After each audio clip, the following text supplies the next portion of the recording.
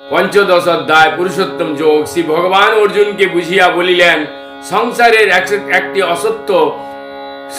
একটি অসত্য বৃক্ষস্বরূপ। এই বৃক্ষের মূল ঊর্ধ্ব দিকে এবং শাখা নিম্ন দিকে অবস্থিত। সত, রজ ও তম এই তিন গুণ ইহার শাখা এবং প্রশাখা স্বরূপ।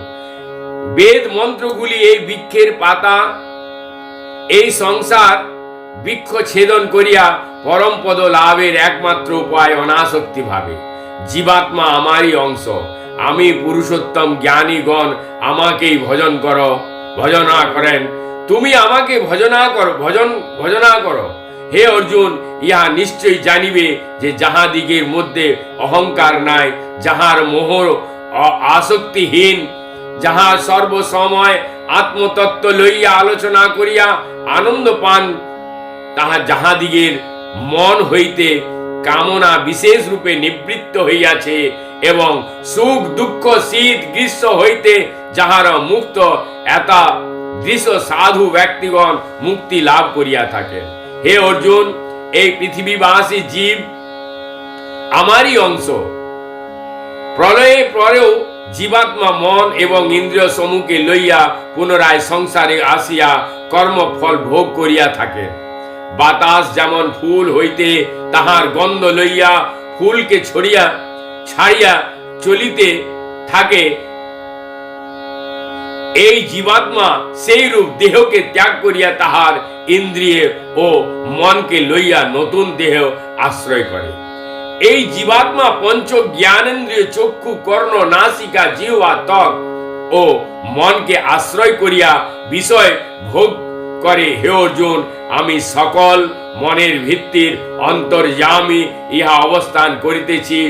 আমা হইতেই পুণ্যবান ব্যক্তিগণের স্মৃতি জ্ঞান হয়, আবার আমি স্মৃতি ও জ্ঞান লোপ করিয়া থাকি। চতুর্বেদ পাঠ করিয়াও যাহা জানিবার আছে তাহা আমি। হে নিষ্পাপ অর্জুন, তুমি আমার পরম ভক্ত, সেই জন্যই এই গুপ্ত বিদ্যা তোমার কাছে বলিলাম। ইহা জানিয়া জ্ঞানবান ব্যক্তি কর্মের সুফল লাভ করেন। এইরূপ ষোড়শ অধ্যায়ে প্রবেশ করলেন। দৈবাসুর সম্পদ বিভাগ যোগ। শ্রীকৃষ্ণ দুই প্রকারের মনুষ্যের কথা বলিতেছেন।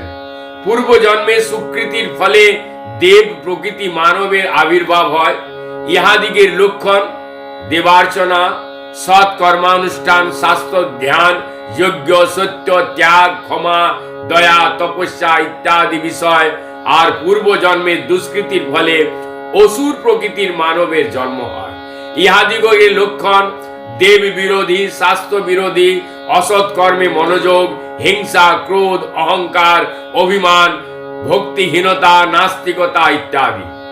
দৈব প্রকৃতির ফলে সংসার হইতে মুক্তি লাভ, আর অসুর প্রকৃতির ফলে সংসারে বন্ধন প্রাপ্তি। অসুর প্রকৃতির মানবগণ পূর্ব জন্মের পর পরজন্ম মানে না। এই সকল পাপিষ্ট নরাধমে নীচ যোনি প্রাপ্ত হয়। সপ্তদশ অধ্যায় সদ্যত্রয় বিভাগ যোগ। অর্জুন জিজ্ঞাসা করিলেন, হে কৃষ্ণ, শাস্ত্রবিধি অনুসারে না চলিয়া যদি কেহ শ্রদ্ধার সহিত পূজা যজ্ঞ করিয়া থাকেন, তাহার গতি সাত্ত্বিক, রাজসিক না তামসিক? শ্রী ভগবান বলিলেন, শ্রদ্ধা সাত্ত্বিক ভাবাপন্ন ব্যক্তির লক্ষ্য ইহারা দেবতার পূজা করেন। রাজসিক ব্যক্তি যক্ষ, রাক্ষস এবং তামসিক ব্যক্তি ভূত পিশাচ পূজা করিয়া থাকেন। শ্রদ্ধা ব্যতীত জ্ঞান ও কল্যাণ লাভ হয় না।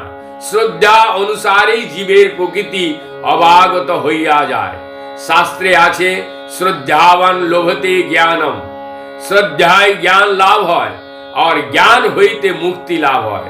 অশ্রদ্ধা সহিতে হোম, দান, তপস্যা বা যে কোনো কর্মই তাহা সকলই অসৎ।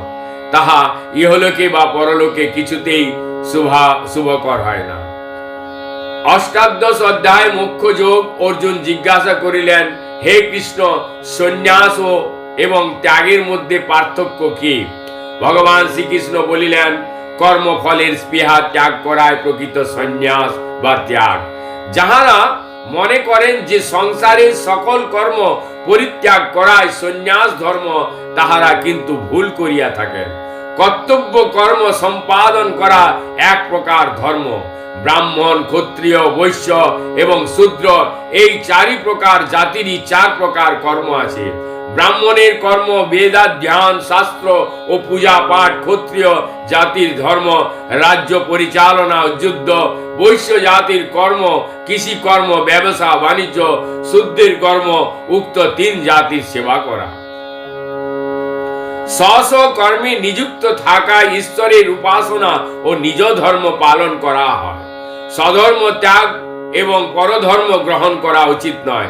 মানব নিজ নিজ কর্মে নিবৃষ্ট হইলেও সিদ্ধি লাভ করে। শ্রীকৃষ্ণের এই সকল মধুময় বাক্য শুনিয়া অর্জুন বলিলেন, হে কৃষ্ণ, তোমার মুখে এই শাস্ত্র শুনিয়া আমার সকল প্রকার মোহ দূর হইল।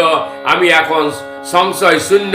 অতএব আমি তোমার কথা মতো কর্তব্য কর্ম যুদ্ধ করিব।